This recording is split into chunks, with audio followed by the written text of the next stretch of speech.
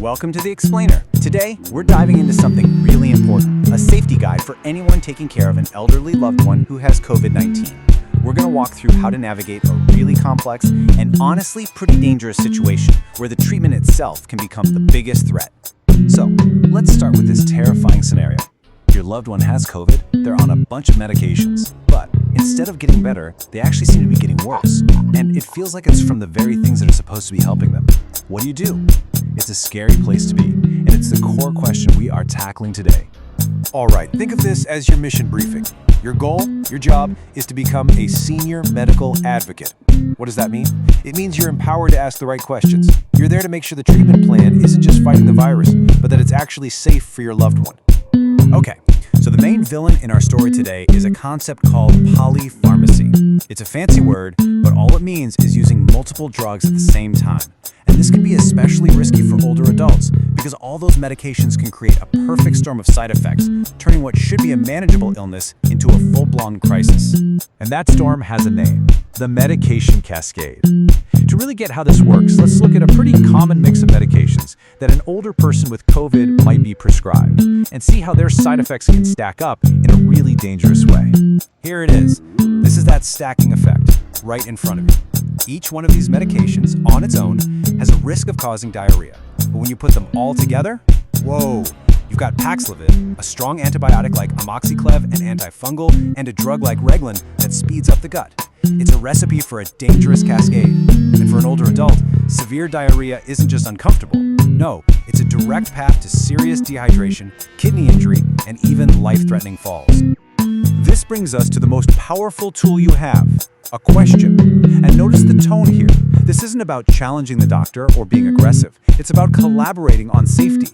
A clear, respectful question like this one, it focuses everyone on the immediate risk versus a benefit that might not even be there. This is how you open the door to safely deprescribing, that is, stopping the medications that aren't absolutely necessary.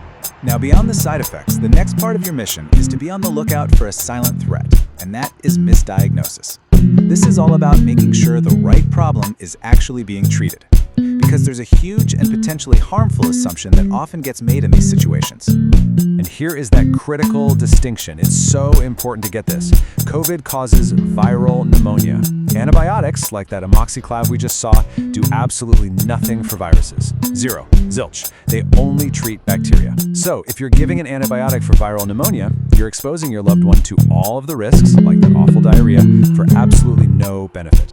So how do you get some clarity here? Simple. You ask for proof. You can respectfully ask the doctor, have the minimum diagnostic test been done? Is there actually a chest x-ray that confirms a bacterial pneumonia? Do the blood tests point to it? Because without that proof, that antibiotic might be all harm and no good. Okay, so we've tackled the dangerous side effects, and we've talked about the risk of misdiagnosis. Now let's focus on the actual weapon against the virus itself, the antiviral medication. This is a big one.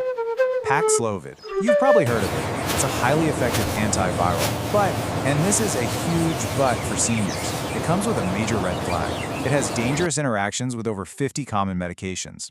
We're talking about things like statins for cholesterol, essential blood thinners, and heart rhythm medications that so many older adults rely on every single day.